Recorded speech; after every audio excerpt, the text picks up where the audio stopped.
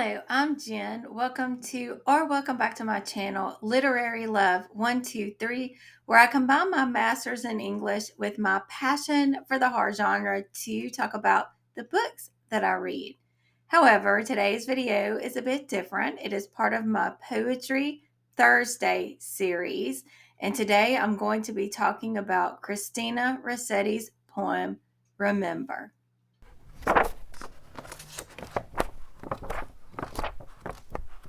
Christina Rossetti lived from 1830 to 1894, and she is one of the most important and well known Victorian poets. She is the daughter of a very artistic Italian family. Her brother Dante Gabriele Rossetti was also a well known poet and painter. She was born in England and grew up surrounded by both art and poetry. She was popular and well known during her lifetime, which is not always the case with poets. Her long poem titled Goblin Market, which is one of my favorites, and I will probably cover that eventually. It started what is known as this Victorian vogue for rather sinister fairy tales. And really, if you know the roots of fairy tales, they are sinister. She was influenced by poet Elizabeth Barrett Browning. She was also connected to the Pre-Raphaelite Brotherhood, which is the artistic school which her brother Dante Gabriele was a founding member of. Her father worked as a scholar of Italian literature, and of course, because of that, she was exposed to great Italian poets such as Dante at a very young age. And you will also see the influence of Petrarch, like the Petrarchan sonnet in her work. So she lived during the Victorian era, which was a time marked by industrial change and a time in which women were expected to adhere to very, very strict patriarchal societal standards. You have the angel in the house versus the fallen woman, the angel in the house being the woman who stays home, takes care of the husband and children, and has no desire to venture outside the home. It's based on a poem about the so called perfect woman, Angel in the House, written by Coventry Patmore. So today's poem that we're going to be looking at, as I mentioned in the previous section, is titled Remember. So I'm going to read the poem and then talk about the themes and the poetic devices and other aspects. Remember by Christina Rossetti. Remember me when I'm gone away, gone far away into the silent land, when you can no more hold me by the hand, nor I half turn to go, yet turning, stay. Remember me when no more day by day you tell me of our future that you planned. Only remember me. You understand it will be late to counsel then or pray. Yet, if you should forget me for a while and afterwards remember, do not grieve. For if the darkness and corruption leave a vestige of the thoughts that once I had, better by far you should forget and smile than that you should remember and be sad. The themes in this poem are loss, love, grief, and memory. So we think about this entreaty, right? This request at the beginning of the poem. Remember me when I'm gone away. The speaker is saying this to her beloved, and for convenience sake, we're just going to say her and she in this poem. She addresses her lover asking that they remember her when she's dead. And she talks about death not only being far away, but also being silent. She will no longer be able to speak to her beloved, but she wants her beloved to remember her. She goes on, when you can no more hold me by the hand. So, of course, she and her beloved will no longer have physical contact after she has passed away. Then she says, I want to make note of the repetition of gone. Remember when I am gone away, gone far away into the silent land. So you have that repetition of gone away. But in the second line, she emphasizes how distant they will be from one another once she passes on, gone far away. And then she says that she can no longer half turn to go, yet turning stay. Meaning, of course, that when she goes from this life into death, she can't change her mind, right? She can't start to go and then turn around and come back.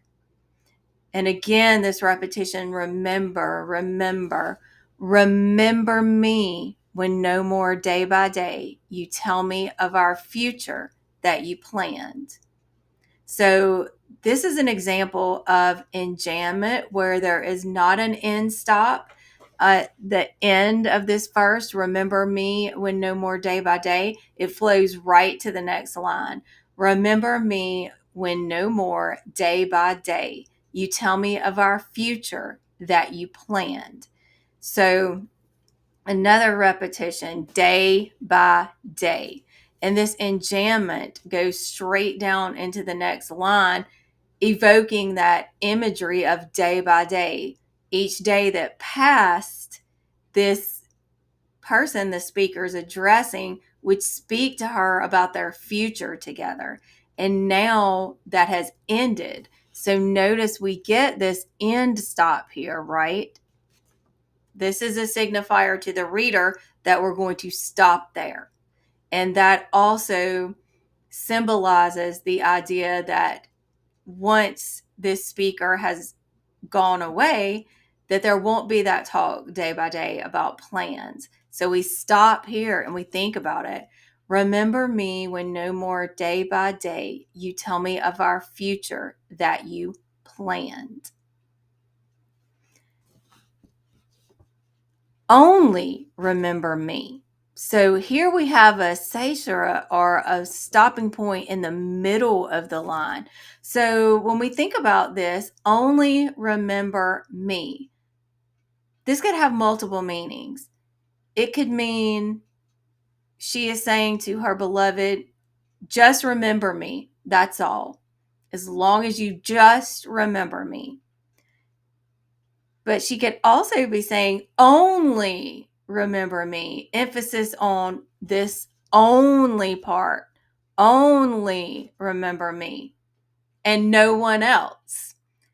Or she could say, or be mean, she could mean with this statement, only remember me.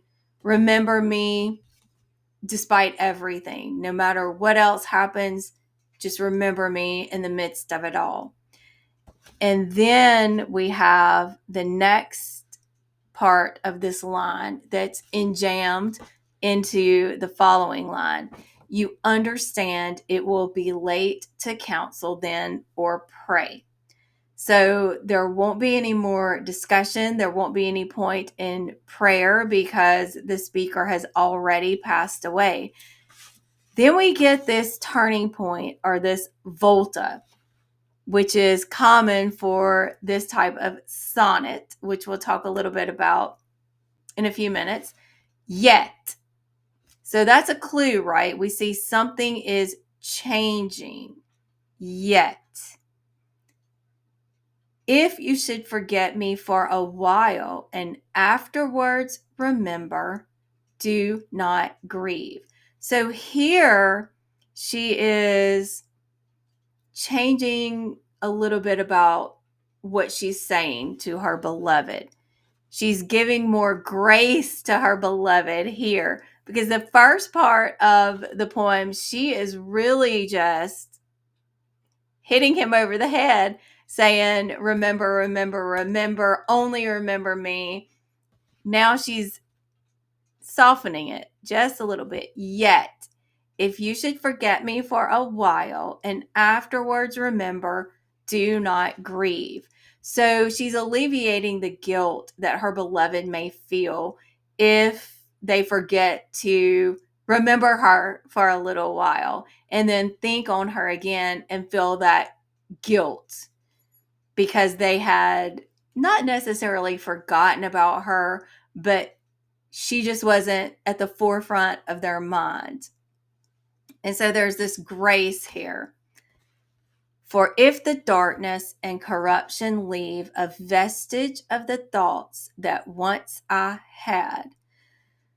So if that grief that the beloved feels after she's gone, if that darkness, if that pain leave just a bit about her there, if they would, if those feelings, the grief, the pain, the darkness, even if they pass, then she desires that her beloved will think of her with some sort of peace and joy.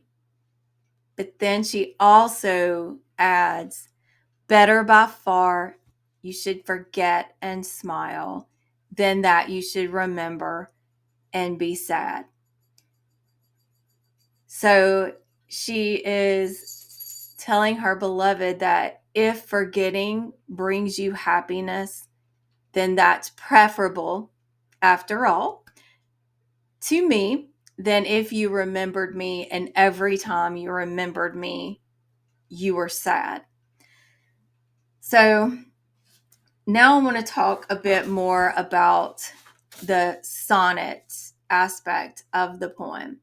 So it uses iambic pentameter, which is a line of 5 iambs, which goes da-dum, da-dum, da-dum. So you have unstressed and stressed, unstressed and stressed. Remember me when I am gone away. So da-dum, da-dum, da-dum. It also uses the traditional rhyme scheme of a Petrarchan sonnet, which is A, B, B, A, B, B, A, C, D, D, E, C, E. So if we look at away, land, hand, stay. So away and stay rhyme. So A, and then land, hand, B, B. A, B, B, A. And then we get A, B, B, A. Because again, we have day, pray, planned, understand, and pray. Then we get a switch once we hit this volta or this turning point, this yet. Here we have C, D, D, while, grieve, leave, or I should have said CD. Yeah, I said CDD. And then we have ECE, had and sad, and then smile because it goes back and rhymes with while. So that's another way to separate the first part of this poem from this second part when she shifts that idea to her beloved, stating that it's okay for him to forget for a while. So that is Remember by Christina Rossetti. If you enjoyed this poem, then you can check out my previous poems as part of my Poetry Thursdays. And if you have a request for a poem that you would like to see me read and discuss, then please let me know down in the description box below. If you're at the end of this video and you want to leave a comment, but you don't know what to write, you can leave an emoji, maybe a ghost for memory, or any other emoji you feel like suits this poem. And once again, I would invite you to hit like, subscribe, hit that bell so we can continue to discuss books and poetry together. See you in the next video.